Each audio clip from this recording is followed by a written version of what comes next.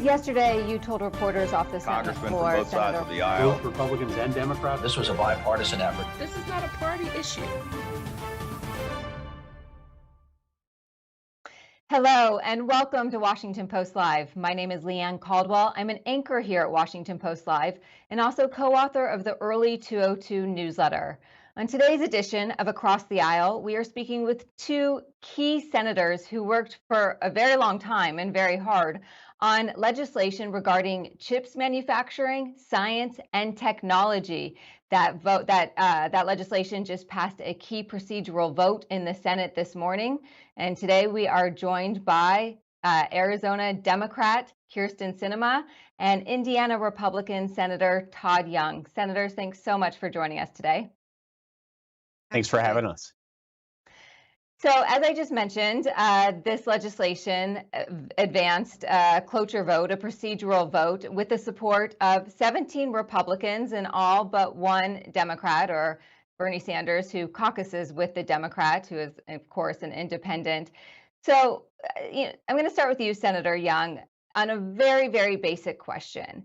There's a lot of people around the country who do not know what chips or microchips is. The core of this legislation spends $52 billion providing subsidies to companies to manufacture microchips in the United States. Can you just explain why this is necessary? Sure. Microchips, basically, they're the secret sauce, the internal components that help anything with an on-off switch work these days. Our cars are essentially bundles of microchips with tires on them these days. Our missile systems wouldn't run effectively if it weren't for the microchips within them. And the United States of America needs not only a secure supply of these microchips to make our modern economy work, but we also need to have the manufacturing capacity to produce the highest end chips for national security purposes, because we cannot be dependent on countries like Taiwan or South Korea or even communist China, an account of the vulnerabilities associated with their distance from us. And also in the case of the communist Chinese, the possibility they might actually interrupt these supplies in the future. So this legislation, the semiconductor component to it, will ensure that we can not only perform high-end, cutting-edge research as it relates to semiconductors or the production of microchips, but we also have the ability to design and manufacture the most sophisticated chips right here in the United States. Senator Sinema, I mentioned the $52 billion. There's also tax credits for the expansion and the improvement of some of these production facilities. So after this legislation goes into effect, over the years, how many new production facilities do you think will be built in this country? How big will the percentage of microchip manufacturing around the world be here in the United States? I think that's really an important question because the reason we've chosen to do this legislation is to ensure that the United States can control its own domestic supply throughout the entire supply chain of creating these microchips. So as Todd was saying, these are like the little brains that live inside of our cars and our phones and our computers and pretty much anything that works with technology. And right now we have to depend on other foreign sources for some of those microchips, including countries like China, which may not have the same, values or even qualities of processing that we have. So shortening that supply chain and ensuring that we're making them here in the United States is really important. So our bill, in addition to creating these tax credits to incentivize more of the production in the US, we also create additional tax credits, again, to keep that supply chain within the US. And we know it's already making a marketable difference. For instance, after the chips portion of our bill passed the Senate about a year and a half ago, Intel announced a $20 billion expansion of microchip processing in Arizona. Shortly thereafter, the Taiwan Semiconductor Manufacturing Company announced a $35 billion investment. And those are just two in Arizona. We know that this same investment is happening in states like Ohio and Texas and other parts of the country. So bringing that manufacturing back to the US is good for us, not just from a supply chain issue, but it's more important in reality to ensure that we're actually controlling these little brains for the future for our own country, and that we're not allowing another country to control those microchips, or to control how they're made, or the quality of the manufacturing, or even some of the national security aspects that go along with that. So while we can't tell you an exact number of what that production will look like in the future in the US, I can tell you that this piece of legislation is the largest investment in our country's history in ensuring that we are taking control of domestic manufacturing and ensuring our national security interests. Senator Sinema, Senator Bernie Sanders is someone who thinks that this is just a major giveaway to already wealthy corporations that don't need the money. What is your response to that? Well, the reality is these international corporations can build their microchip processing factories in any part of the world that they want. And we know that both for domestic and economic reasons, it makes sense to do that in the US. But we also know that for national security reasons, it needs to happen in the US so that we can control that entire supply chain from the beginning until the time that that microchip ends up in your phone, or in your microwave, or in your car, or in your computer. And we don't want to lend that opportunity to other foreign sources that may not have our best interests at heart to control that process. So it actually makes economic and defense sense to do that work right here in the US. Senator Young, same question to you. It's not just Senator Sanders on the left. There's some on the right who say that this is not a free market piece of legislation, that the government is too involved in it, and also that it is just too expensive for the government to do. What's your reaction? Well, let me challenge all of those points. I'm grateful for your bringing this up. So as it relates to the expense, I mean, I'll begin with that. I follow Ronald Reagan's adage, and this is a national security investment, as we've already established. And Ronald Reagan used to say often that defense is not a budgetary issue. You spend what you need, and if this economy during the course of the pandemic and until the present day has demonstrated anything, it's that we need an economy that is more resilient. Fort Wayne, Indiana is home to a large Ford assembly plant. We have several auto assembly plants in the state of Indiana. That one plant alone has idled on 2 different occasions just in the last year because there's not a sufficient supply of chips. That company, Ford Motor Company, very important to the nation's economy and the economy of Indiana, just one example, has seen profits go down 40% in recent months on account of, in large measure, because of this chip shortage. So this is impacting really every facet of our highly technical and automated economy, and we can't ignore this problem. We need to have some domestic sourcing, and that won't happen by itself. The point about allowing the market to work, well, the market is being intervened with by every large economy country. There are incentives offered by Japan, by the European nations, by the South Koreans, and now by the Chinese Communist Party to locate these chip fabricating plants on their own soil. Like a governor needs to entice businesses into his or her own state, we need to entice these companies to invest their profits into the United States of America if we're going to have access to these mission critical components. I wish the market were allowed to operate freely, but it's never operated entirely freely, and it's our job as policymakers not to apply an idealistic textbook economic model, but instead to look at the world as it is, to develop policy around that real world. And in this case, we've sort of laid out why it's necessary to incentivize companies to invest in semiconductor fabrication here on American soil.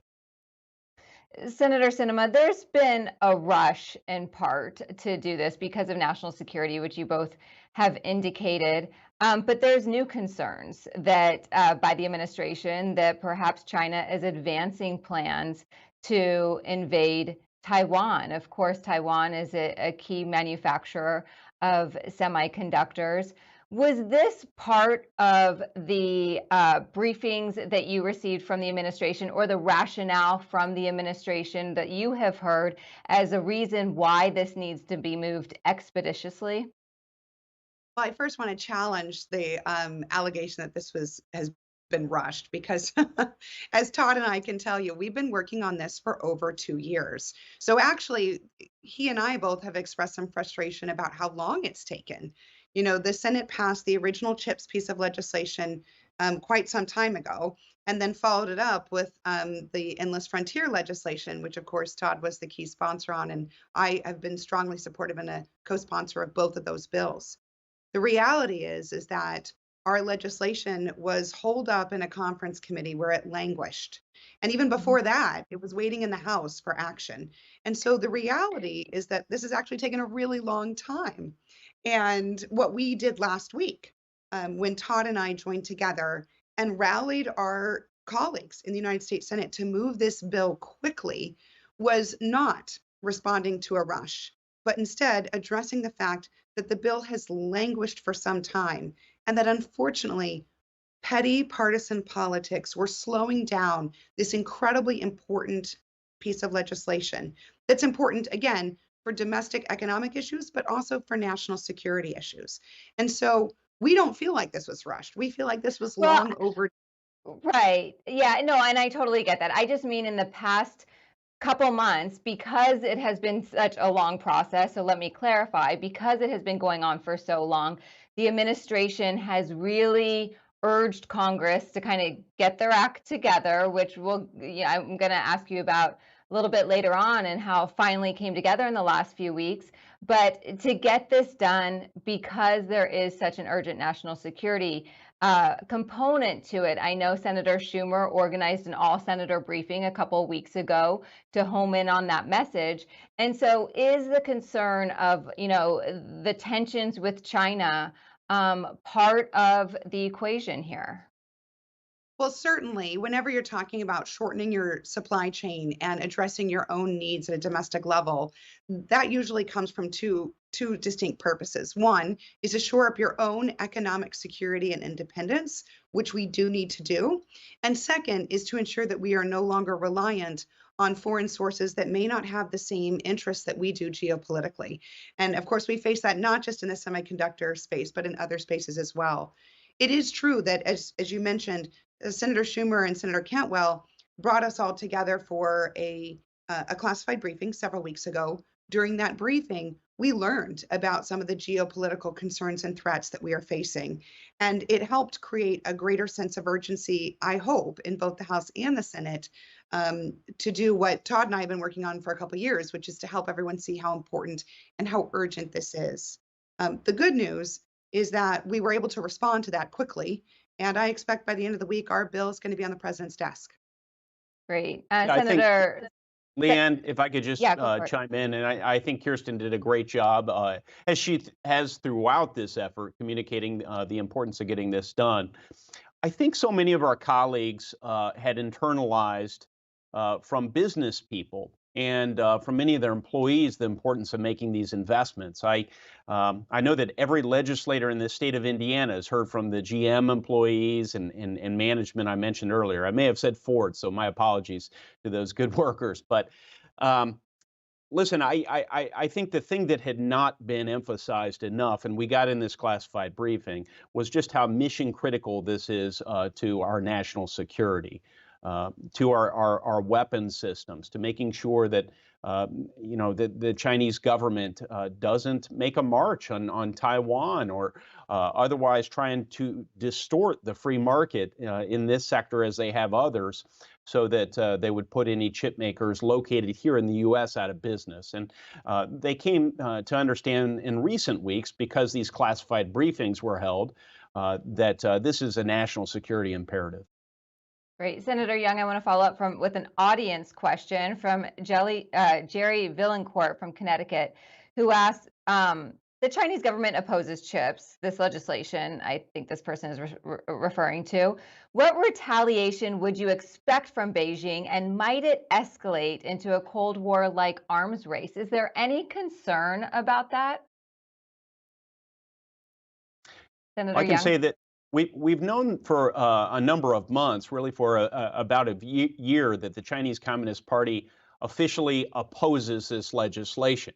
Don't take it from me. The Chinese embassy here in Washington sent letters out to American business executives indicating that they should lobby against this legislation because it could hurt their future business interests. So there have been some not too veiled business threats targeted American businesses. It's unclear exactly what the Chinese government might do. It's hard to imagine it could be much worse than the status quo, though.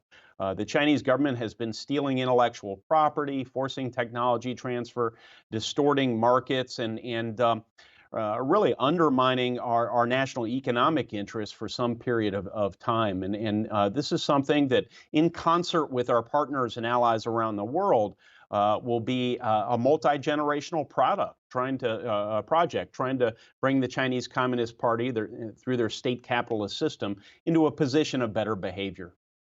Mhm.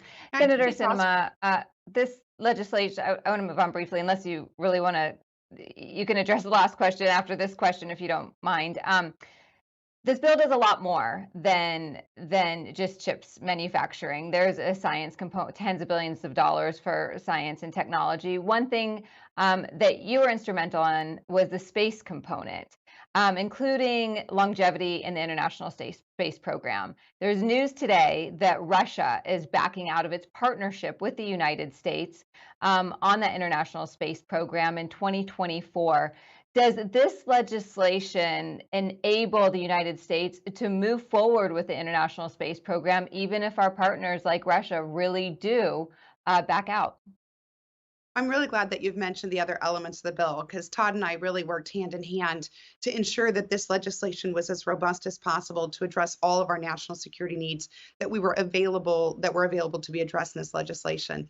So, as some folks know, in the last Congress, I served as the ranking Democrat on the Space and Aviation Subcommittee. And we worked carefully, Senator Cruz and I and others worked carefully to reauthorize NASA and to ensure that the mission of space exploration continued so that the US continued to be a dominant figure in space exploration and the future of space.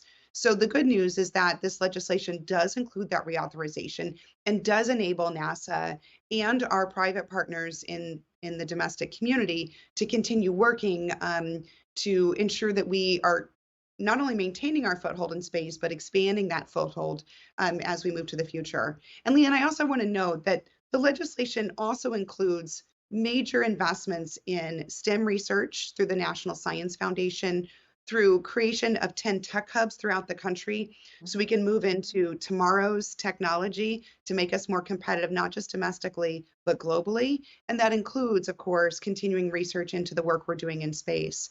So making sure that this legislation not only ensured that we were creating those investments in microchips and semiconductor processing, but also seeing the holistic view of moving forward with technology and science to ensure that we are competitive domestically and globally for the future is really, really critical. So I feel confident that we'll be able to move forward with our space work in a really progressive and an aggressive way with many partners that we share around the globe. Yeah, you mentioned the tech hubs. There's 10 tech hubs that are going to be built around the country. And from what Schumer said today at his press conference, it's not going to be Los Angeles or San Francisco. They're going to be other parts of the country. Do either of you expect to have one of those tech hubs in your state? Senator Sure. Sinema, let's start with you first. I sure hope so. You know, Arizona is well poised to be a place for a tech hub. We are already home to, in addition to Arizona State, NAU, and U of A, which are all doing incredible work around technology and science.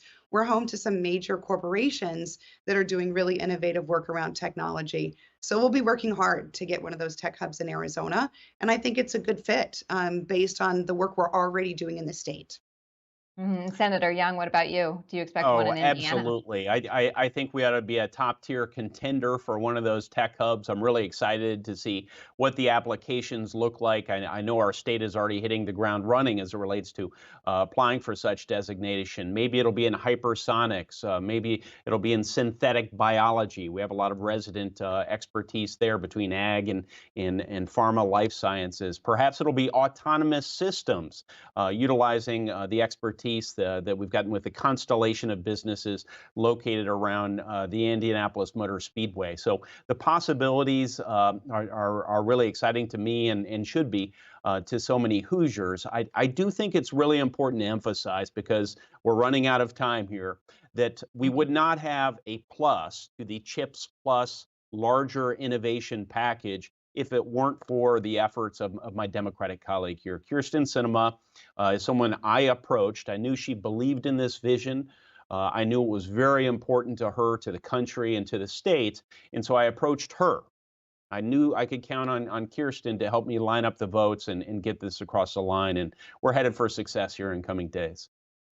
Yeah, Thanks, God. because I wanted to also take a step back about that bigger picture because, really briefly, Senator Young, because we are running out of time, but this bill was headed in the traditional route, old school Congress legislating. The Senate passed their bill, the House passed their bill. It was different. House and Senate came together in a conference committee to work out the differences. But at that point, the process fell apart. Why did that happen? Briefly, please. Listen, we were running out of time. The Republican side, through leadership, was looking to work the clock as we ran out the time. Understandably, both sides do it.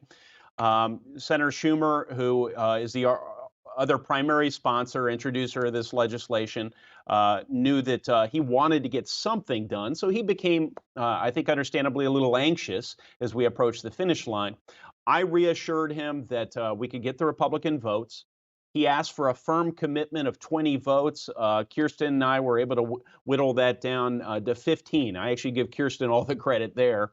And we went around and held a series of meetings, conversations, text messages, late nights, early mornings, and Kyrsten and I got the votes. We delivered them on a silver platter to the Senate Majority Leader, and this is why we have major investments, not just in chips, but in these panoply of other technologies that will be essential to our national security and to the economy in the 21st century.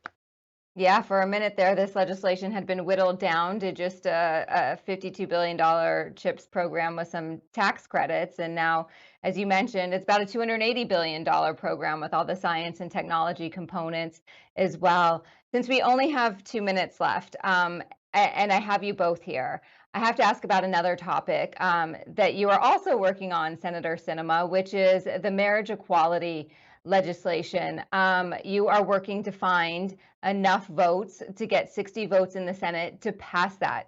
Senator Schumer said just moments ago that they don't seem to have the votes because of absences due to COVID. Is he suggesting that if everyone was present and in the Senate, that there would in fact be 60 votes? You are counting those votes right now. What's the status?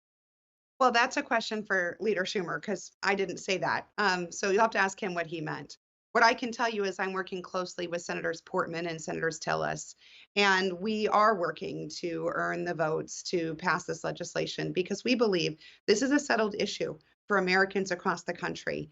And we'd like to see Congress settle it and move on and get back to the work of ensuring that we are preparing our country for a strong economy and that we are prepared globally to be competitive. So we continue to work, and when we've got the votes, we'll be sure to tell folks. How close are you? I'm not going to tell you that. Senator Young, the next question is to you on the same topic, though. Is this something that you could support? Has Senator Sinema approached you about your vote? He might be out of time, Leanne. So I've had great conversations with Kyrsten, with Rob Portman, and frankly with a lot of my constituents on both sides of this issue. And I will volunteer to anyone who might be listening that the fact that we have government our federal government sanctioning some marriages and not others, and frankly, sanctioning marriage altogether, I don't think is an optimal situation. So my preference is to find some sort of third way. Absent that, look. It appears I'll have to be weighing in one way or the other, and I have a long track record of communicating my views on this issue, so they're a source of public record, and I'll be studying the legislation in detail as soon as it comes before the Senate and the House for consideration. But right now, we've got to get this innovation bill across the finish line. And I'm just doing everything I can to make sure that the ball goes into the end zone from the 1-yard line. That's right. Senator Sinema, Senator Young, as you both mentioned, this legislation could be on the president's desk by the end of the week. One more vote in the Senate, final passage likely tomorrow. Thank you so much for joining us today to talk about this legislation that is hopefully much clearer and people can understand it a lot more after our conversation. Really appreciate it. Thank you. And thank you for joining us on Washington Post Live Across the Aisle. You can view this entire program or read the transcripts on WashingtonPostLive.com, and you can look out for our other programs as well. Thanks for joining us.